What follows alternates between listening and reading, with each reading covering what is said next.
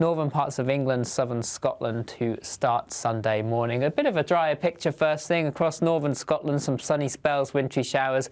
Icy stretches though as temperatures are well below freezing. Icy stretches for Northern Ireland too, and then disruptive snow as we push into northern England. So do take care if you are travelling first thing. And across the rest of England and Wales, a wet start. Outbreaks of rain here, turning quite windy as well. And little change through the day really. We continue to see outbreaks of snow, particularly across northern England, southern and eastern Scotland. A wintry mix across Northern Ireland.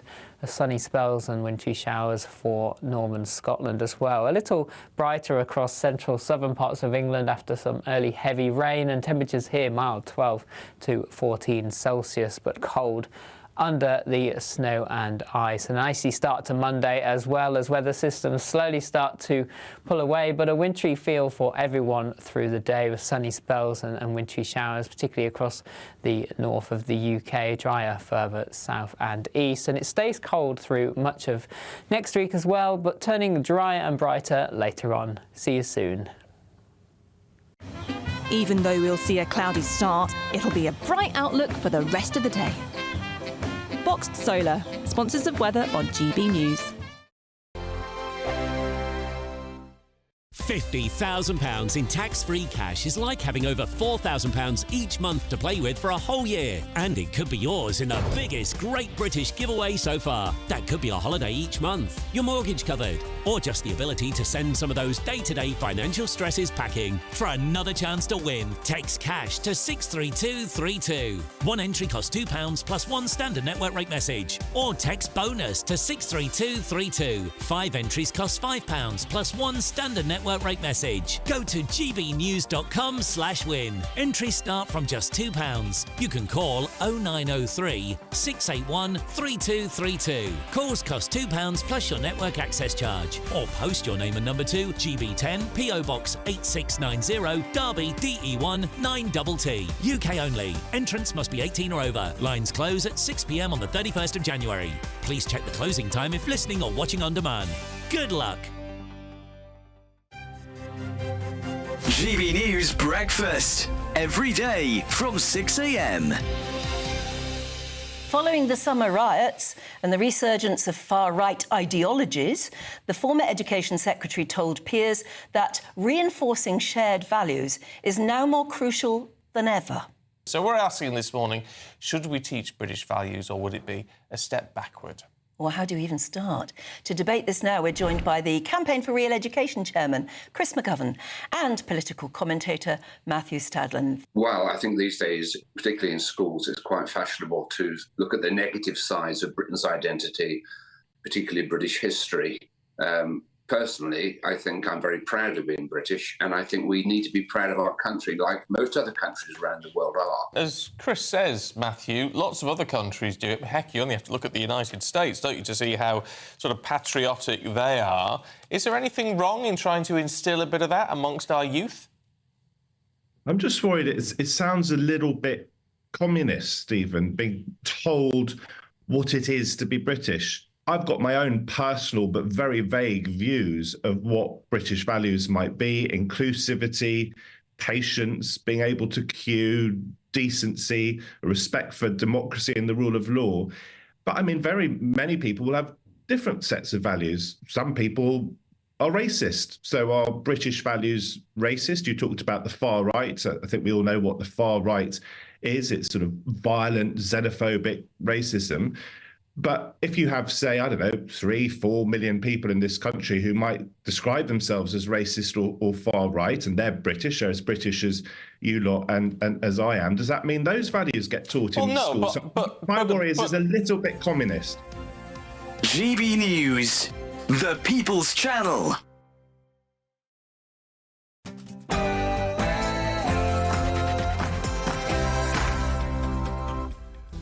Hello there. Coming up on the final edition of the Saturday Night Showdown, Keir Starmer jumped a 3-hour queue while on holiday this week. Honestly, is this guy even British? Jumping a queue is nearly as bad as putting the milk in before the tea bag. But it's far from the only criticism levelled at Labour this week. Elon Musk is going to war with Labour over their terrible history with the Muslim rape gang scandal, and senior American figures are calling for Trump to impose sanctions on the UK until the issue is dealt with properly. We're used to seeing America use its might to impose regime change on failed states. Could Britain be next? Well, fingers crossed. And Afghanistan's leader, Hibutullah Akhundzada, don't say that too quickly or your furniture will start floating, is the man who put the ban in Taliban. Their latest decree has banned windows to stop men looking at women. I don't mean the Microsoft operating system, I mean the actual holes in houses that let people look in. In Afghanistan, they're going to brick up windows that overlook women's spaces. And if you're born after 1920 and aren't sure what a woman's space is, they mean kitchens and laundry areas. Progressive. And in a wild twist of modern love advice, The Guardian has published a column where a woman defends her boyfriend's hobby of trolling right-wing social media accounts because apparently online abuse is okay if your target has the wrong opinions. This is your Saturday Night Showdown.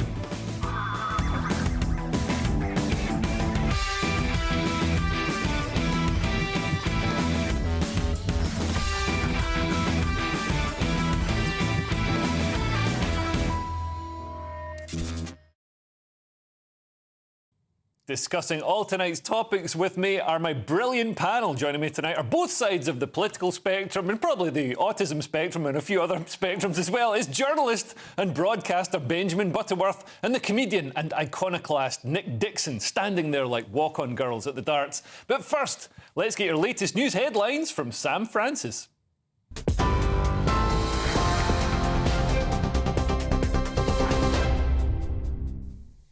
Very good evening from the newsroom. The top story tonight. Nigel Farage has vowed to target the Conservative leader's seat at the next general election, accusing Kemi Badenoch of being a rude and ranting conspiracy theorist.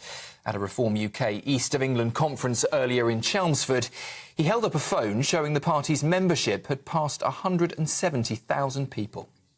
Oh, the ticker. And the ticker says 170,000.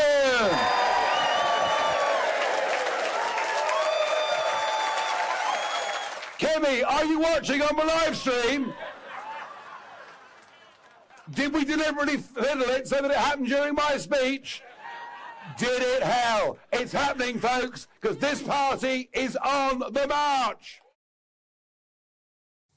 Well, that follows claims from Kemi Badenoch that Reform's online membership figures are fake. That's despite several news outlets now reporting the membership data is, in fact, accurate. Farage told supporters he was offended by accusations of being a fraudster, saying that he's never been dishonest and will never be. He also invited supporters to an event later this month to prove the numbers are real, adding that her criticism had fuelled a surge in new members. Well, the chairman of the Reform Party, Zia Youssef, claimed that over 46,000 people joined the party in late December alone and credited Badenoch's comments for making the party the talk of the Western world. We all know that we should be very grateful to Kemi. We should be very grateful to the leader of the Tory party, because in the preceding 24 hours of her ill-advised outburst, Reform UK signed up more members than in any 24-hour period in our entire history. So can we please give a big Reform round of applause to Kemi Badenoch? In other news tonight, the Prince of Wales says he and his wife, Princess Catherine, are shocked and saddened by the death of his former nanny's stepson. That was in a vehicle attack in New Orleans. 31-year-old Edward Pettifer was one of 14 people killed when a pickup truck ploughed through crowds on New Year's Day, injuring at least 35 others.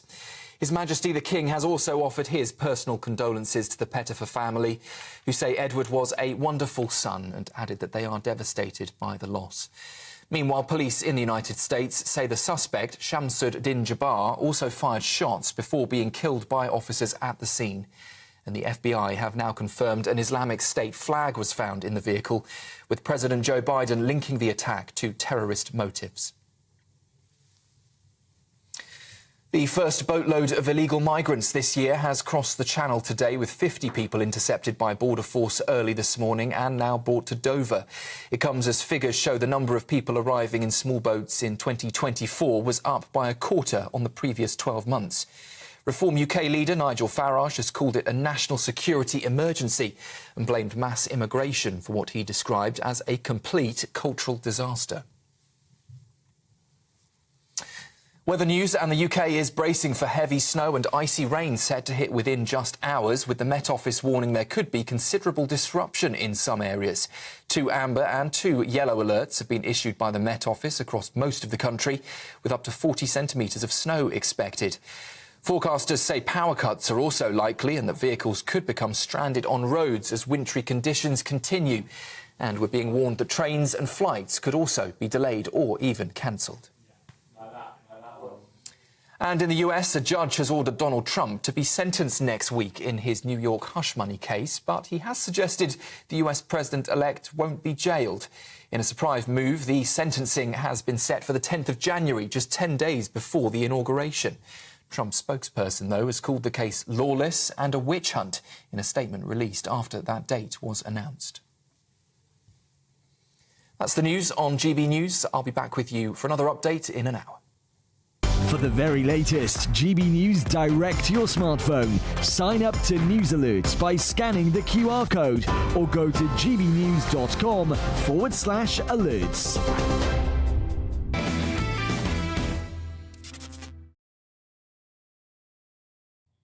Welcome to the Saturday Night Showdown. Now, Maggie Oliver, the former Manchester detective who became a whistleblower in the Rochdale grooming gang scandal, has criticised Prime Minister Sir Keir Starmer for his role as Director of Public Prosecutions during the period when grooming gangs operated with impunity. Maggie Oliver asserts that Starmer bears significant responsibility for the systemic failures in addressing these crimes and has joined calls for a comprehensive independent investigation to uncover the whole truth of what went on and hold all accountable parties to justice. This request for a government inquiry into the grooming gang scandal in Oldham has been rejected by Labour MP Jess Phillips. The issue is not whether there's going to be a national inquiry, it is who's going to lead it. What are we going to get out of it? Will it be a real attempt to uncover the truth? And in 20 years, Martin, all I have seen is this being a political hot potato being kicked around by successive governments who want to cover up the fact that we have a problem in this country. I'm joined tonight by journalist and broadcaster Benjamin Butterworth and the comedian and iconoclast Nick Dixon. Now, Nick, Jess Phillips is the Labour Minister for Safeguarding and Violence Against Women and Girls, but she doesn't seem to be prioritising safeguarding girls. She's prioritising safeguarding the establishment, as far as I can tell.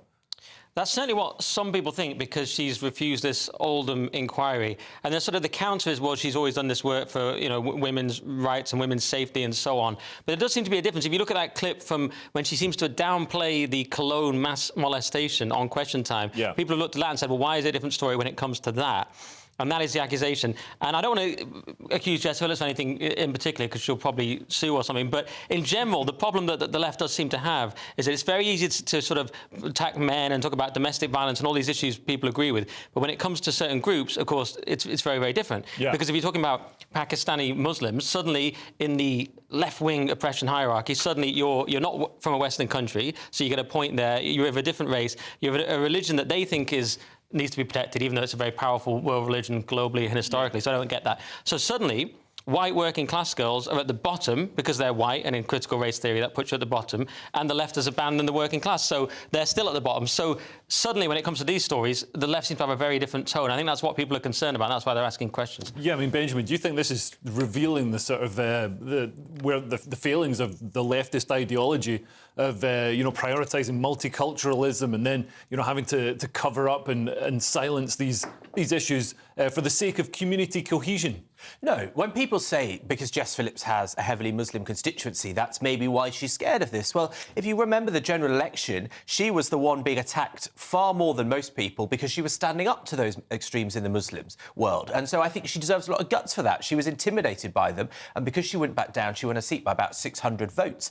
But look, if a national inquiry fixed all the problems we have, well, we wouldn't have a problem in Britain. There's always a national inquiry. Maggie Oliver just said it there. You know, they can have an inquiry. There was one 2 years ago, but we've still got the problem. Well, it's interesting that you mentioned Jess Phillips and her constituency, because let's have a little reminder of why Jess Phillips might be keen to sweep this issue under the carpet. She was nearly unseated by a Muslim candidate in last year's general election, and she received abuse during the campaign. Here she is being heckled by Islamists during the actual vote result. This election has been... Can you throw them out? Ironically, she's asking for them to be thrown out. Yeah. So that seems to be a deportation from the voting hall, if not from the country. But she went on to actually deny that it was because of any sort of underlying cultural clash type issue. She said it was because they were men, even though they were just Muslim men. They weren't a mixture of Quakers and Jews. No.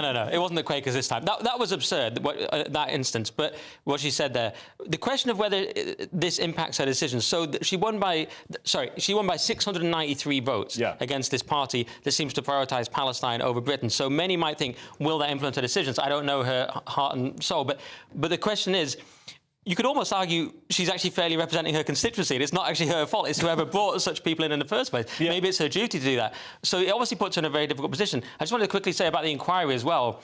As Maggie Oliver pointed out, it's who runs the inquiry. She said almost 100 million was spent on this ICSA inquiry and nothing happened. So in my view, the whole current regime has to go and the inquiry has to be done by a new elite that comes in. Perhaps it's reform. Perhaps Nigel Farage gets Rupert Lowe to do it. He would be excellent. Because the current regime they're all culpable, including the Tories, who rejected this national inquiry in 2022, and Labour. To me, they're all part of the same problem. Yeah, no, absolutely. And we've seen, inquiries in the past not really have much impact, and they don't get read. But I mean, this issue with the rape gangs. I mean, J.K. Rowling's quite right when she says, "Why are you calling them grooming gangs?" Because it makes them sound cuddlier than they actually are. Yeah, exactly. I go to a groomer's to get my hair done, not for sexual atrocities. Yeah, it's probably time you went.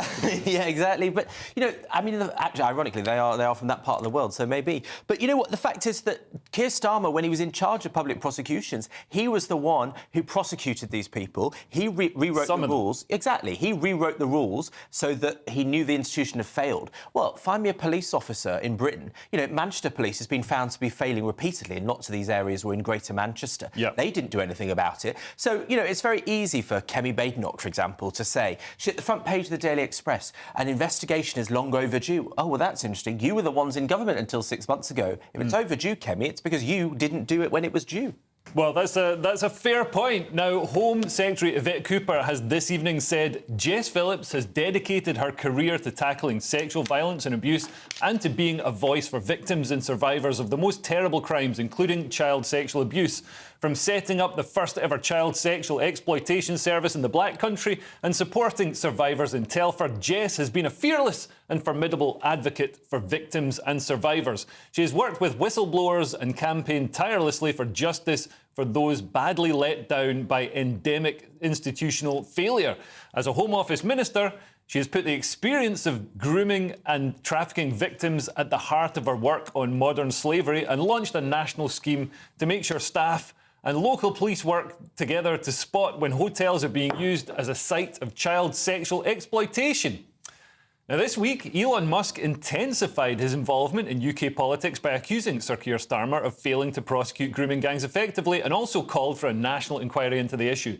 These statements have sparked significant controversy. Health Secretary Wes Streeting responded, stating that Musk's views were misjudged and certainly misinformed.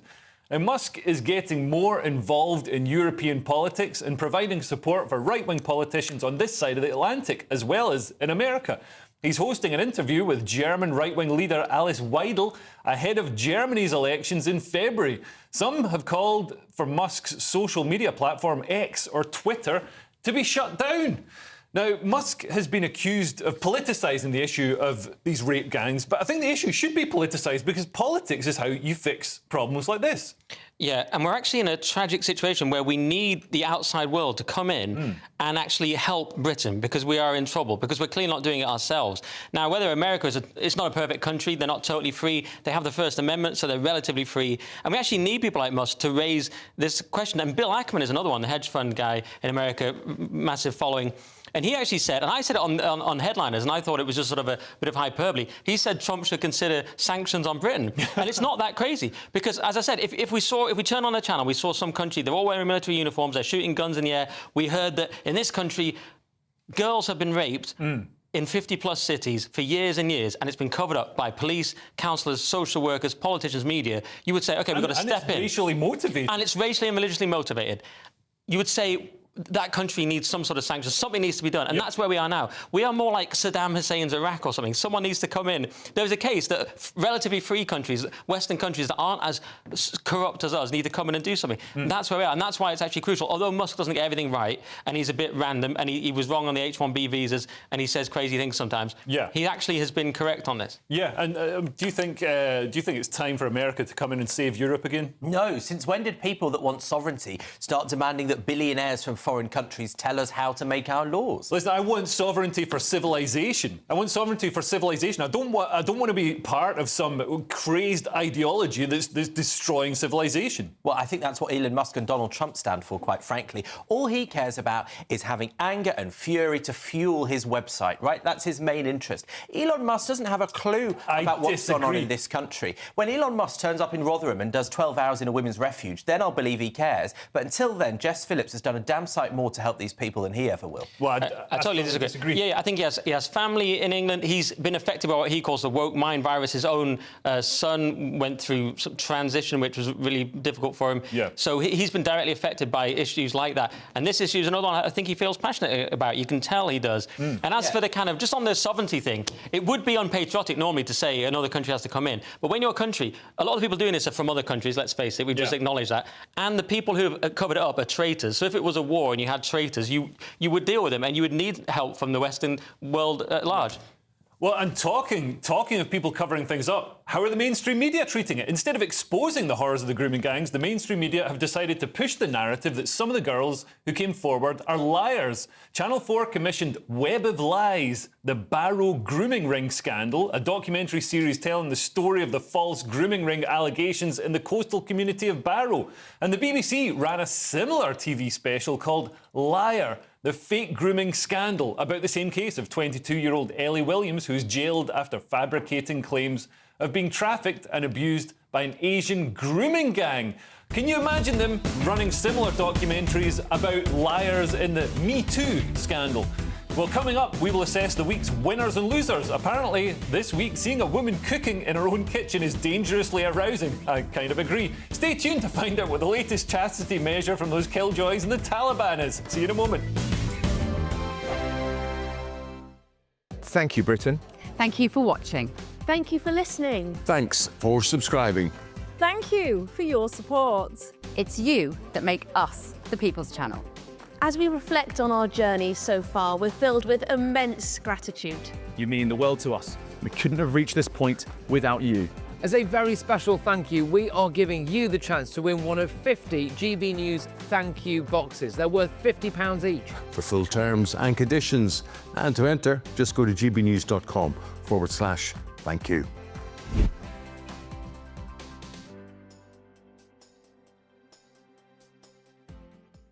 Sunday with Michael Portillo from 11, only on GB News.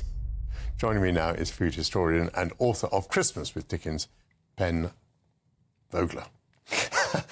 Pen, let's start with Christmas Carol. Did A Christmas Carol change Britain's view of Christmas? I think it did, enormously. Before then, people were beginning to think, as they do now, that Christmas might be being a little bit commercial. It was too much food and drink, not enough kind of seriousness or not enough kind of love and family. And what Dickens did with A Christmas Carol was show people who were coming to the cities, who were kind of losing their rural history, a new way of celebrating Christmas, that a real, just a family could get together and love and kind of get around the table together. And whereas before, a lot of those kind of Christmas dishes would have been seasonal, lots of people would have eaten them at different times of the year, Dickens does two things. He takes the goose, which is what the Cratchits are going to eat, and he turns it to a turkey, much bigger, meatier, kind of more generous. And then he takes this thing that he never calls Christmas pudding.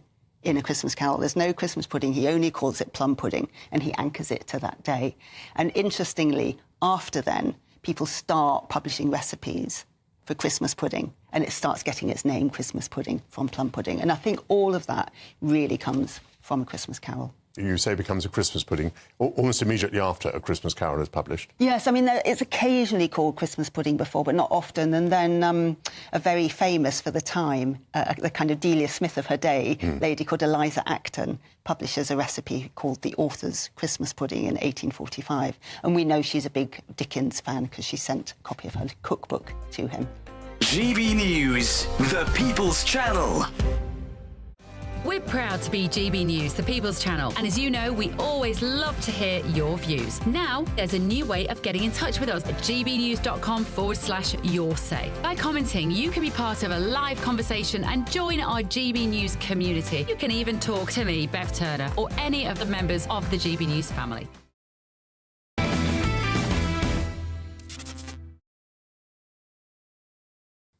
Welcome back to the Saturday Night Showdown. It's now time to go through the winners and losers of the week. The Taliban's latest decree has taken their obsession with controlling women to new heights, or rather, new depths, by banning windows that overlook women's spaces. Hibatullah Akhundzada, the leader of the Taliban, ordered that buildings should not have windows looking into places where a woman could be seen sitting or standing. Apparently, seeing a woman cooking in her own kitchen is dangerously arousing.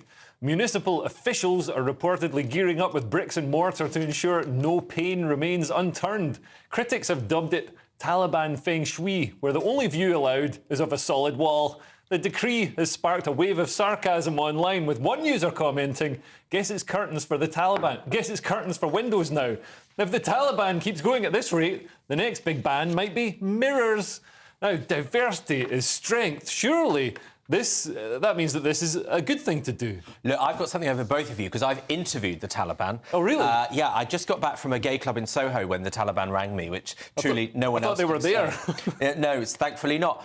And instead of drunk texting my ex, I drunk texted the Taliban. I've been trying to get hold of them for days. It was the week they took Kabul, but like most men, they didn't respond to my texts. And they told me, in all honesty, that they would not curtail women's rights. But what I learned was when you interview terrorists, they don't tend to tell the truth. So it's not worked out very well. As we're seeing with the ruler of Syria at the moment, he said, "Oh yeah, we're really nice and diverse. We're going to have pride parades, and no, we're going to have genocide." I don't think he quite said that. Yeah. You know what? Firstly, how dare Benjamin assume I haven't interviewed the Taliban or hung out with them?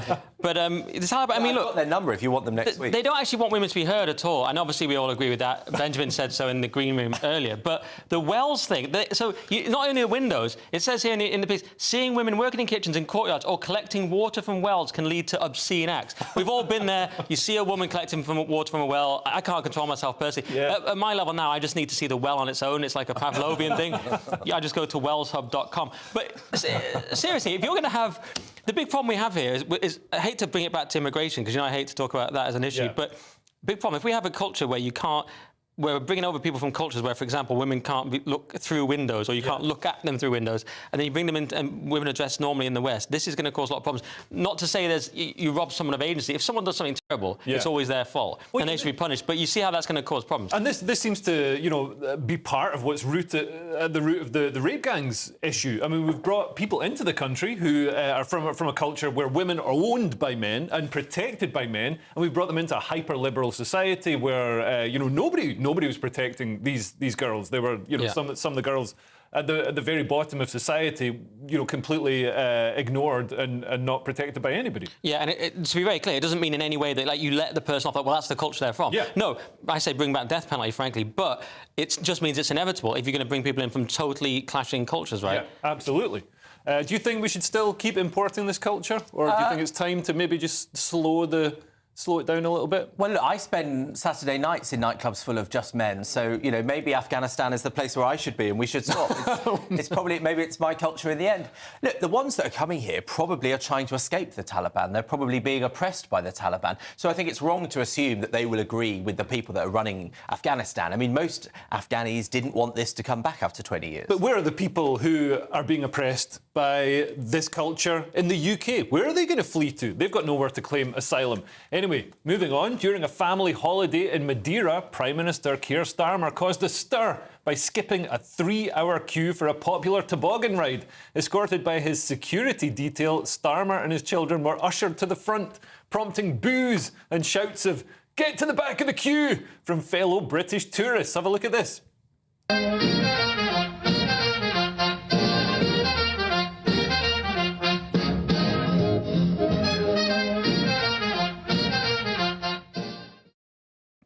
Government sources defended the move, citing security concerns that made it impractical for the Prime Minister to wait in line, and said that local police had told him to skip the queue. It's not Starmer's fault, apparently. He was just following orders. Where have I heard that before? Now, queuing is surely just at the core of what it means to be British. If you can't stand in a queue, I mean, the queue is usually the best part if you're British. Well, I'll let Philip Schofield know that bit. I'm not sure he got the memo either. Look, I'm sorry, you know, people might hate Keir Starmer, but you would have to be perilously stupid to think that a world leader should stand still in a queue for 3 hours, surrounded by people they don't know. A British world leader. Do you know what I think I don't trust is people that are willing to queue for 3 hours just to toboggan.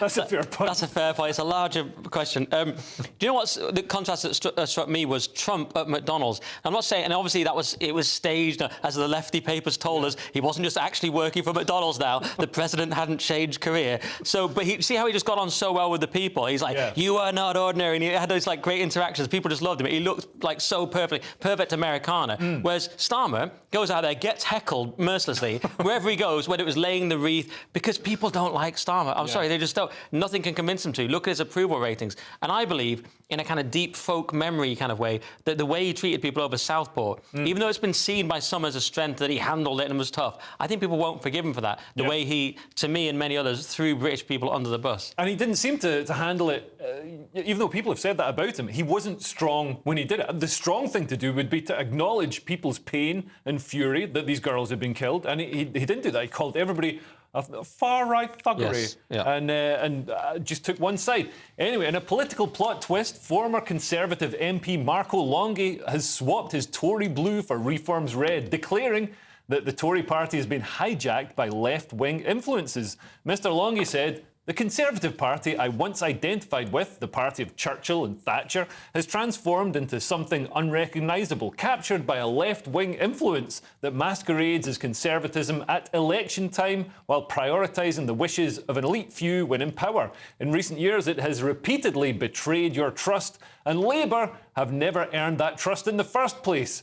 Now, Longhi, who once warned that Nigel Farage's Reform UK could hand Labour a landslide victory by splitting the right-wing vote, now seems to have decided, if you can't beat him, join him. This defection marks the third former Tory MP to join Farage's ranks, suggesting that Reform's recruitment strategy might just be collect the whole set.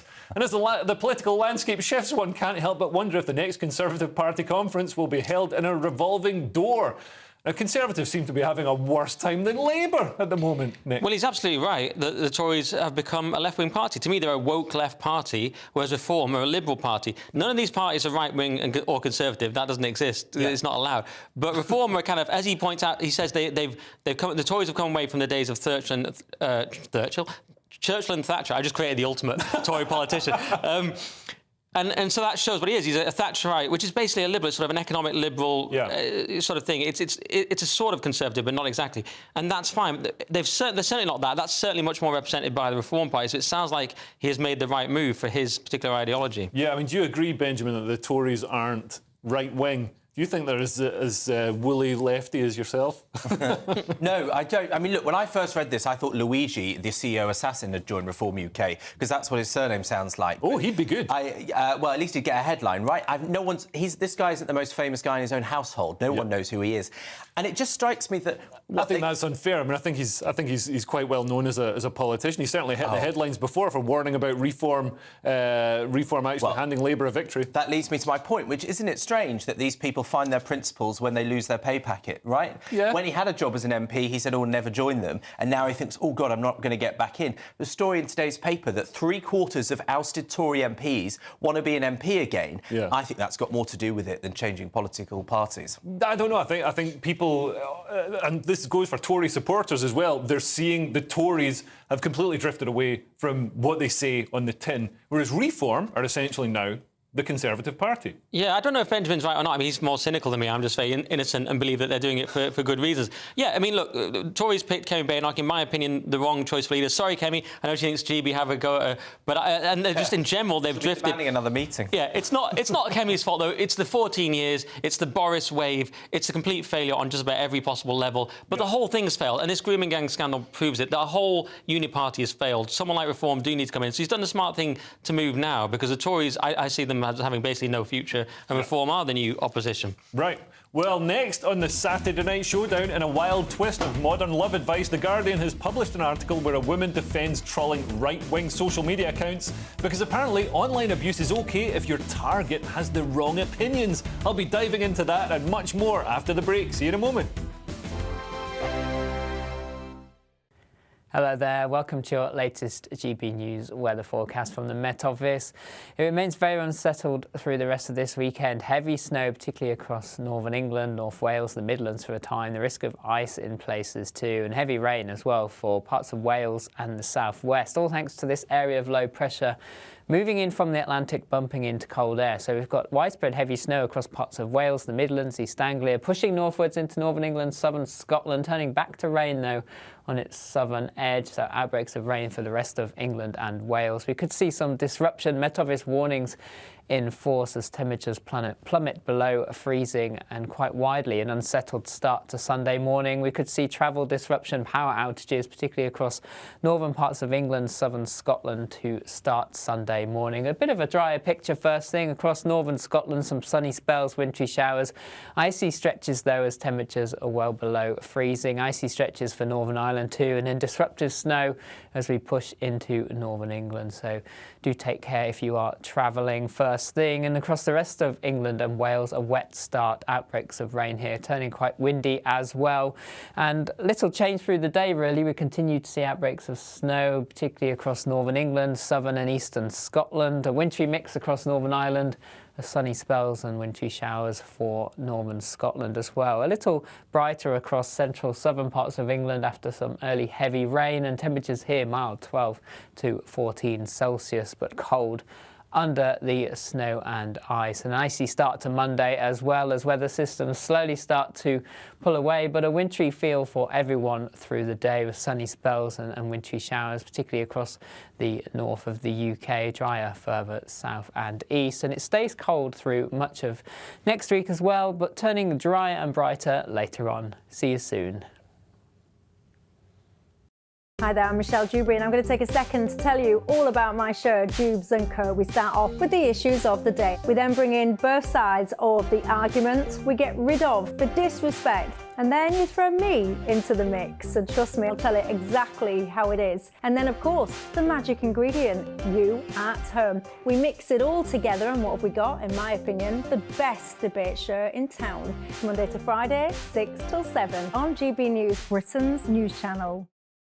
It's Patrick Christie's Tonight, and here we do things differently. It's explaining the absolute madness of this, doesn't it? It's explosive. I mean, this is very good. It's lively. 850. Your government sat there, Sean, and it did nothing. It's controversial. And the Middle East has been in turmoil since before I was born. It's everything you need to kickstart your evening. Everyone's had their Weetabix tonight. I love to see it. That's Patrick Christie's Tonight, weeknights from 9 p.m. Only on GB News, the People's Channel, Britain's news channel.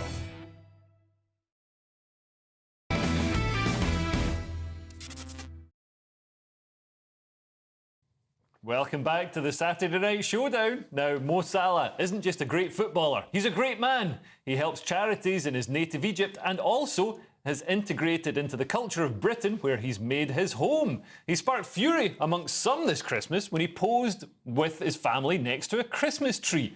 Look what this apparent convert to Islam had to say about it.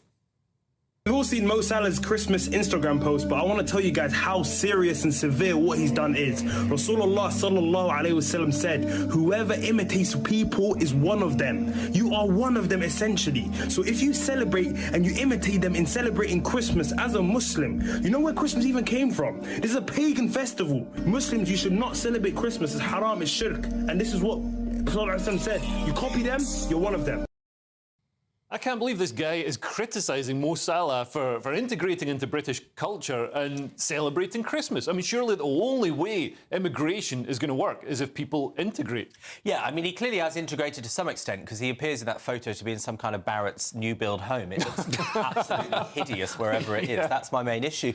But look, I think these guys are just TikTok grifters, right? I've just got back from Iraq and Saudi Arabia and Oman, and they do not behave like this. They love welcoming a Christian, well, not them a Christian, but a Christian or a white British boy. They're far more open-minded than these guys. There's something ironic that some of the Muslims in this part of the world are far more extreme than most of the Muslims in those countries. That's an interesting point, because I have heard this, that sometimes, you know, there's this assumption that when people move to the UK, they become British over time. But actually, second and third generation, people can retreat into a more, a stronger version of that identity, because they want to have an identity and they feel they've got an alienation sometimes from their host nation. Yeah, I've heard that too. In sort of wealthy places like Dubai, Saudi Arabia, you might be less extreme. Certainly Dubai, you might be less extreme than the north of England. Yeah, it's madness. I mean, he kept saying it was a pagan festival in that clip. It's not a pagan festival. I think it was Calvin Robinson just completely debunked that in a thread the other day. People say it's a pagan festival.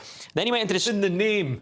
I know, Christmas, yeah, I know, it's absurd. But even if it was, it certainly hasn't been for so long, even if it was, which it wasn't. So then he says, one of them, don't be one of them, he keeps saying. Well, he doesn't mean a pagan. Yeah. He means, presumably, a sort of British person celebrating Christmas. See, I'm not going to say that Muslims have to put up a Christmas tree or have to celebrate Christian things, but if you're in a country where it was the most level one accepted sort of near universal thing that it's nice to put up a Christmas tree, right? Yeah. And if you're in a country where you're going, one of them, don't be like one of them, you can generate that level of hatred over a Christmas tree. Yeah. You might want to just try other countries or something, because that's a great point. There are other countries available, that are perhaps more ideologically Islamic. Afghanistan has the Taliban, for example. They've got the wells, they've got everything. Yeah.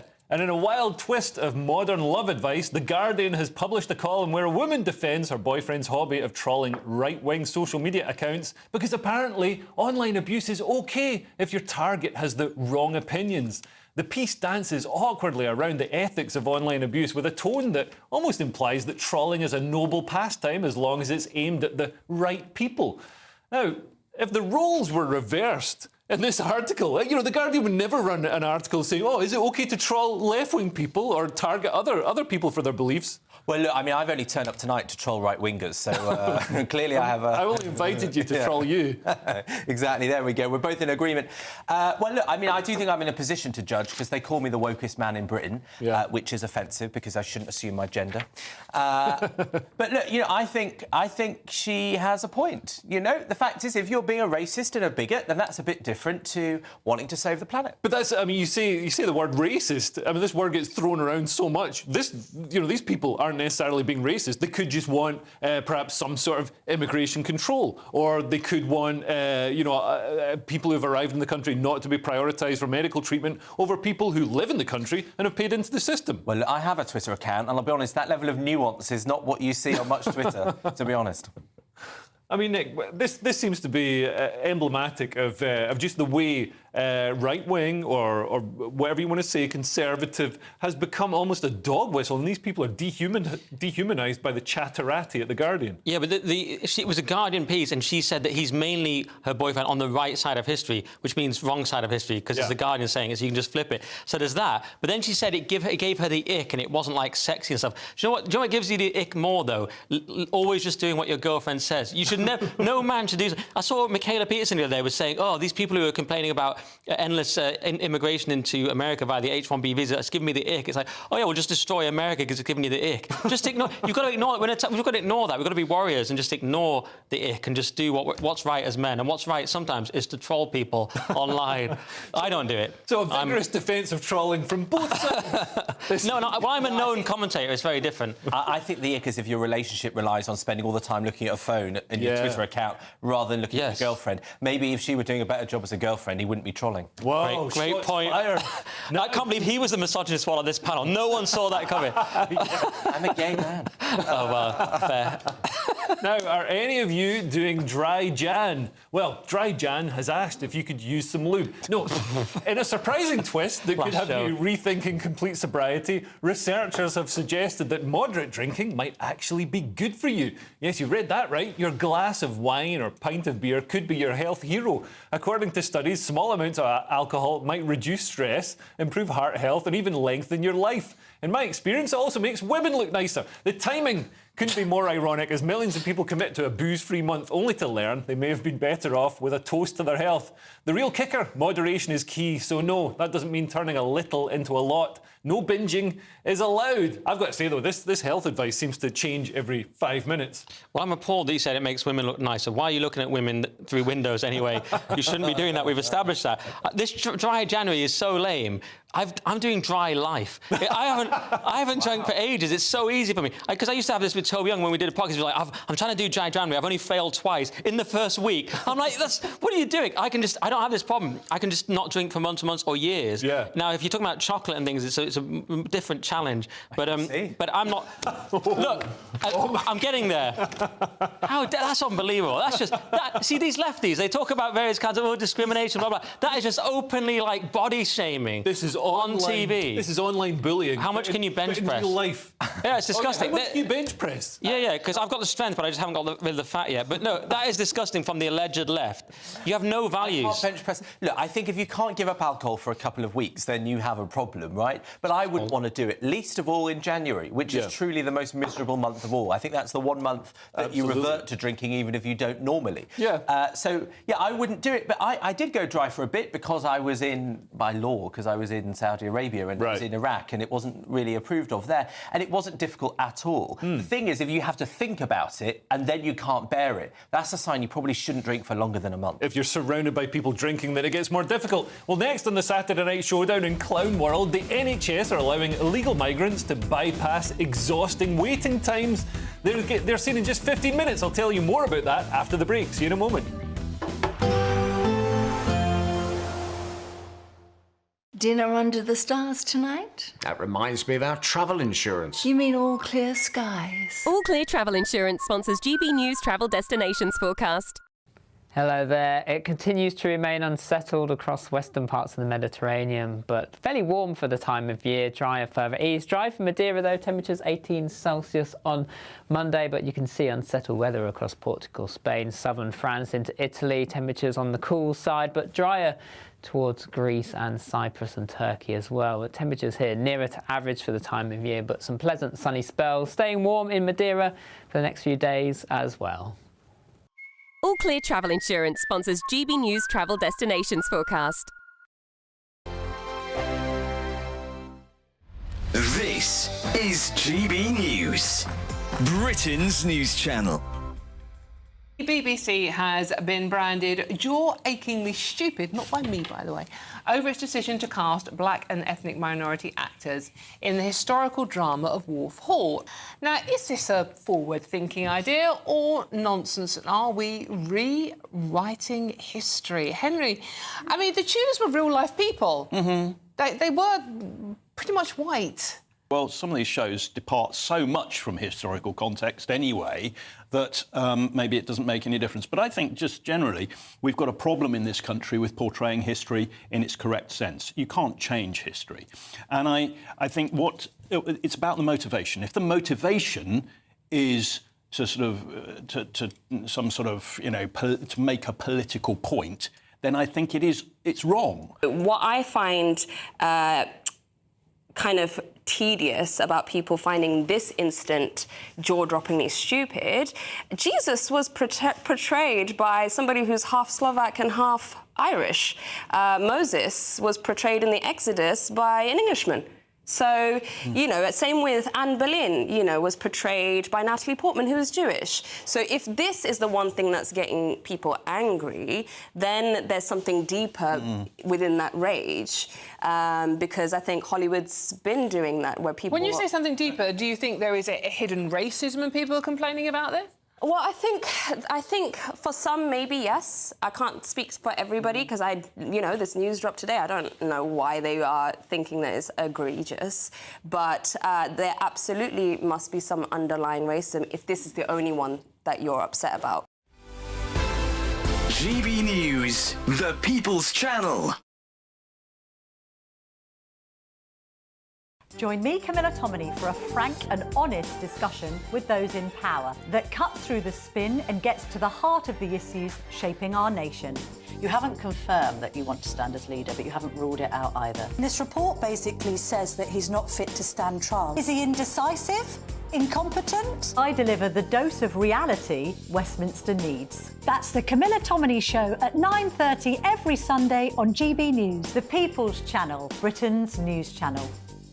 Good Afternoon Britain isn't just about us. The wonderful thing about this programme is it's about everyone watching. It's an interactive programme. Well, there absolutely is something to see here, and we're going to be talking about it more. Whether it's breaking royal news, Will, please bring us up to date, or indeed a particularly punchy speech in the House of Commons. Very, very curious. We bring it to you live, and then we bring you live reaction as well. That's Good Afternoon Britain, weekdays from midday. Only on GB News, the People's Channel, Britain's news channel.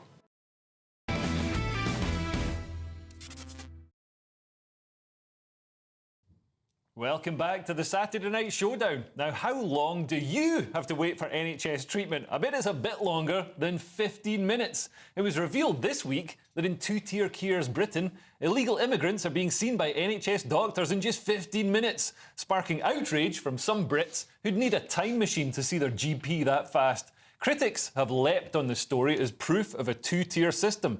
The debate quickly spiralled into the usual social media chaos, with half the internet fuming about queue jumping and the other half arguing that giving illegal immigrants better services than we get is just basic human decency. Meanwhile, the NHS probably just want to remind everyone that it's struggling to see anyone, immigrant or not, before next Christmas. I mean, I think things like this, when illegal immigrants get treatment that's better than native Brits who pay into the system, who sustain the system, this does much more damage to community cohesion than anything any right-wing person on Twitter could do. Look, I have sympathy with it because, there are a lot of health complications when your parents are cousins, so that's not going to help. That's not going to help your chances. It is bizarre, but I mean, it's not just illegal immigrants or refugees. Yeah. It's also homeless people, people with addiction problems, people that don't get access to those services. And so, leave Scotland out of this. Surely a dignified country doesn't say that your legal papers decide whether you live or die. No, but this isn't about who lives and dies. This is about everybody getting fair and equal treatment. And if anybody's going to get given priority, surely it should be the British citizens who paid into the system. You'd think. This story made me even more angry than normal, Leah. This was unbelievable. I mean, take this from the Telegraph. So, NHS figures revealed that at least 1 in 4 people had to wait more than 4 hours to be seen in A&E in November. More than 45,000 patients were delayed longer than 12 hours. Yet here at UCLH, there's one way you can get seen earlier. You get seen in 15 minutes if you're a migrant or homeless or a drug addict. So this is what's absolutely extraordinary, especially the migrant thing. You're illegal anyway. You shouldn't be in the country. Yeah. Some of them are committing crimes. And then they're getting seen with this luxury health service. This is just like, if you wanted to just enrage people and create civil unrest, this is what you would do. I mean, talk about anarcho-tyranny. And talk about, it's decolonisation. It's all these crazy ideologies that allow migrants to be treated far better than British citizens. It's unbelievable. God. There is a reason for a different service, because most of these people don't access healthcare even when they blatantly need it. And if they have, for example, something contagious or something that's going to get far more serious, then we're saving money by reaching out in the first place. No, I think in the long run we're saving money if we let them just have it. Well, this does a lot of damage to community cohesion, I believe. And talking of two-tier Britain, and just to provide some balance, I can see some people calling Tommy Robinson a hero for reporting on the grooming gangs. And establishment figures like Armando Iannucci have quite rightly shared Tommy's string of convictions. Tommy's been done for various infractions, including mortgage fraud, football violence and contempt of court. And I can see why lefties are horrified. Mortgage fraud. Apparently, Tommy Robinson misled a bank about the level of risk involved in lending him money to purchase a property. Mortgage fraud is one of the worst crimes in humanity. It really puts into perspective girls being raped and murdered, doesn't it? Tommy Robinson is clearly one of history's greatest monsters, and Armando Iannucci and the rest of the establishment shills are right to focus on his crimes while ignoring Pakistani Muslim child abuse gangs. And the people who went to jail for years this summer for posting on social media in a moment of fury that the government can't keep children safe, while Hugh Edwards, who had the most horrific pictures of child abuse, walked away with no jail time. I think we can all agree that this was very fair, and we have an excellent criminal justice system that isn't just a tool of the state to punish dissidents in any way. Now, I can't believe Armando Iannucci, who used to be a satirist, wrote and contributed to some of the greatest satire of the 90s and 2000s, he's now basically an establishment shill. I know, it's sad to see he was attacking Elon Musk for poisoning our discourse. It's like, do you think covering up the rape gangs for years might have just done that on its own? I know all his tweets are awful now. And this whole Tommy Robinson thing, in this country, Tommy Robinson is just seen as like the devil. If you actually break down his views, he sort of believes in multi-ethnic society. He's very pro-Israel, but he has a concern about Islam. Well, so he's a kind of neocon, or even a neoliberal. Sam Harris felt that way. Christopher Hitchens, you could argue. These are not controversial views, really. The way he's done things, the critique is he's made it about himself or he's not done it in a helpful way. And you can argue about that, that's fine. But he's also been brave and brought things to attention, is the other side of it. And outside of the UK, people can see that. So Elon Musk can see that, or Jordan Peterson or Gad Saad, so he's not an extreme figure. But in the UK, he's basically synonymous with the devil. So you see people like Farage get into this tricky thing where they can't in any way endorse him, so they have to, distance themselves. But you notice outside the UK, we don't have it because we have this toxic media. We hate the working class, so it's this demonisation of him that's kind of not really fair. Yes, yeah, so it takes fresh eyes looking in from outside. I mean, do you agree with Nick? Do you think there's an element of shooting the messenger with Tommy Robinson? No, not at all, because he doesn't care about the message, he cares about himself. I think he does care about... I don't think that at all. The bloke who ran a tanning salon does not care about it. He just wants to get rich off funneling people's money into anger. And he's not in prison for exposing or revealing grooming gang allegations. He's in prison for a film about a Syrian child refugee that wasn't accurate. And you can't do court cases... when he breaches court rules, you can't do the court case to prosecute people. How is anyone better off from that? No, I agree. It's definitely foolish to jeopardise these court cases, but then again, he's like one of the few people who's actually, shining a light on this and making a noise about it. And I just think, I'm not saying he's a saint. I'm not saying he doesn't have flaws and hasn't done bad things. But I'm saying the level of the ire, the fury that directed towards Tommy Robinson that isn't directed towards the actual rape gangs it's insane. I mean, it's an understatement to say he's got flaws. He's got more flaws than Carpetwright. This guy is only interested in himself. And I tell you what, he's made hundreds of thousands of pounds from this grift. I don't know if you can watch from your prison cell, Tommy, but I hope he's in there for many more years because he's a danger, and even Nigel Farage knows it.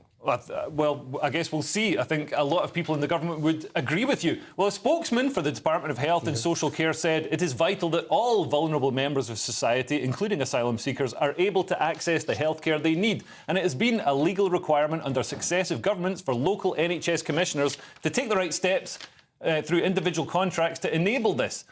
Our £26 billion investment in the NHS and reforms to the health service will make sure that it's there for everyone once again. Right, up next, it's Ben Leo Tonight. What have you got for us this evening, Ben? Hello, Leo. Yes, I've been wondering, is Britain a safe haven for paedophiles? And I'm not just talking about Pakistani rape gangs either. A couple of days ago, a lad in West Yorkshire, Halifax, he was jailed for 2 years for selling dodgy streams to Premier League football games.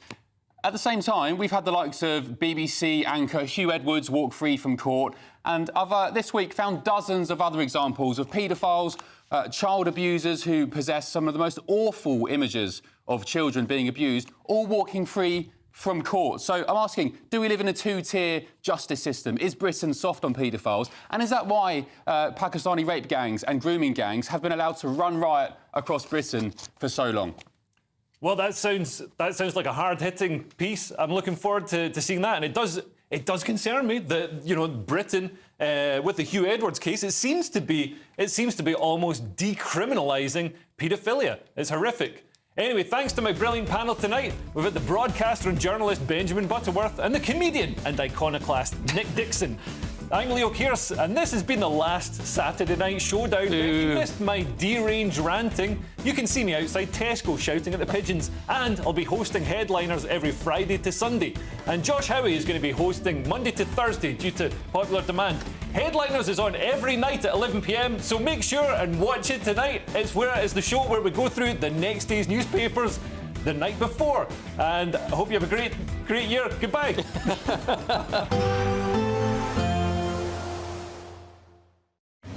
A nice bright morning will generate a lovely warm day, right through to the evening.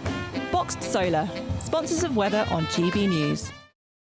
Hello there, welcome to your latest GB News weather forecast from the Met Office.